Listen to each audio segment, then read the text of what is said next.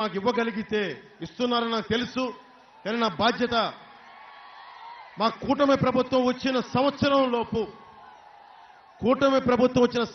లోపు ప్రతి ఉద్యోగి, ప్రభుత్వ ఉద్యోగి కాంట్రిబ్యూటరీ పెన్షన్ స్కీమ్కి దానికి ఒక పరిష్కార మార్గం కొనుక్కునే సంవత్సరం లోపు. ఎందుకంటే చాలా మెలికలు ఉన్నాయి, దాంట్లో చాలా ఇబ్బందులు ఉన్నాయని చెప్తా ఉంటే వైసీపీ వ్యతిరేక ఓటుని చీలనివ్వనని చెప్పి ఈ రోజున సాధించి మీ ముందుకు వచ్చాను. కాంట్రిబ్యూటరీ పెన్షన్ స్కీమ్ని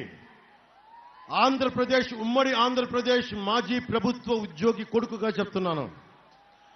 మీ పెన్షన్ పథకాన్ని మీ పెద్ద కొడుకు లాగా ఒక ఆసరాగా ఉండేలాగా మా కూటమి ప్రభుత్వం తీసుకుంటాం. సంవత్సరం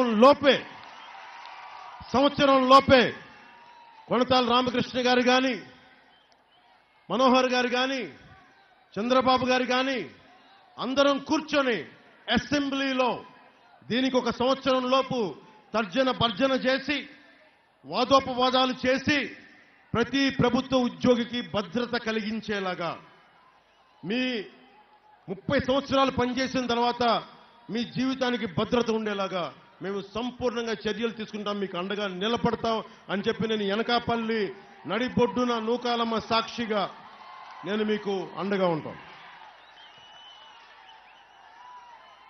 మీరు చెప్పండి, మనకి ఈ రోజున అనకాపల్లి కొత్త జిల్లాగా ఏర్పడింది. ప్రభుత్వ భవనాలు ఉన్నాయా? మనకి ప్రభుత్వ భవనాలు లేవు. ఇంకా అద్దె ఇళ్లలోనే ఉన్నారు వీళ్ళందరూ. కానీ ఒకవైపు 600 ఎకరాలు దోచేస్తా ఉన్నారు. ఏ ప్రభుత్వం అయినా సరే, జగన్ ప్రభుత్వం వచ్చింది, ఉన్న ప్రభుత్వాస్తులను తాకట్టు పెట్టడం, ప్రైవేట్ ఇళ్లలో భవనాలు పెట్టడం, దానికి అదనంగా రెంట్లు గింట్లు అని చెప్పేసి ఆ డబ్బును కూడా అక్రమంగా దోచేయడం.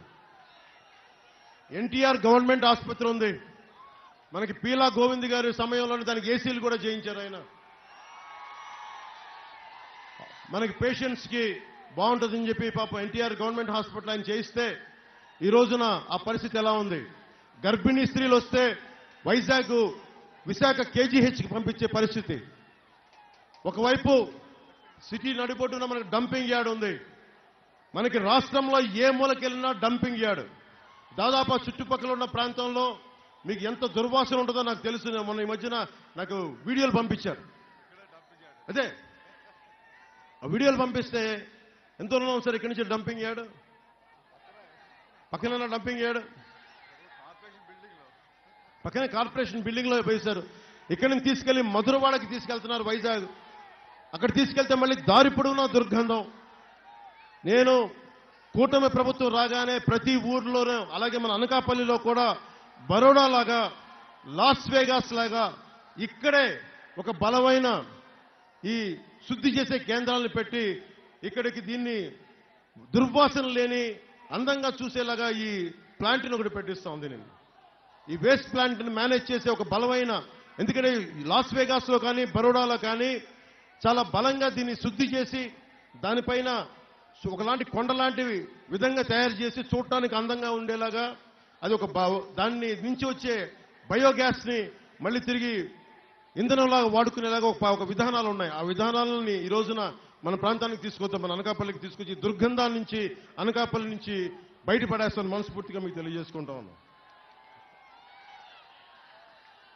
ముఖ్యంగా కొనతాల రామకృష్ణ గారి ఆధ్వర్యంలో ఉత్తరాంధ్ర సుజల స్రవంతి ఇరిగేషన్ ప్రాజెక్ట్ మొదలైంది. దానికి వైఎస్ఆర్ గారి టైంలో ఇస్తే, చంద్రబాబు గారి టైంలో దాన్ని 2000 కోట్ల రూపాయలు విడుదల చేశారు. కానీ వైసీపీ గవర్నమెంట్ వచ్చిన తర్వాత కేవలం 5 కోట్ల రూపాయలే విడుదల చేశారు. 5 కోట్ల రూపాయలు విడుదల చేయటం వల్ల ఈ రోజున మనకి రైతాంగం నష్టపోతా ఉంది. జనసేన, టీడీపీ, బీజేపీ ప్రభుత్వం రాగానే ఈ ఉత్తరాంధ్ర సుజల స్రవంతి పథకాన్ని తిరిగి బలంగా పునరుద్ధరించి దీనికి బడ్జెట్ కేటాయిస్తాం. దీనికి ముఖ్యంగా ఉత్తరాంధ్ర కానీ ఆంధ్రప్రదేశ్లో కానీ, ఆంధ్రప్రదేశ్ డ్రగ్ క్యాపిటల్ అయిపోయింది. గంజాయికి మారుపేరైపోయింది ఆంధ్రప్రదేశ్.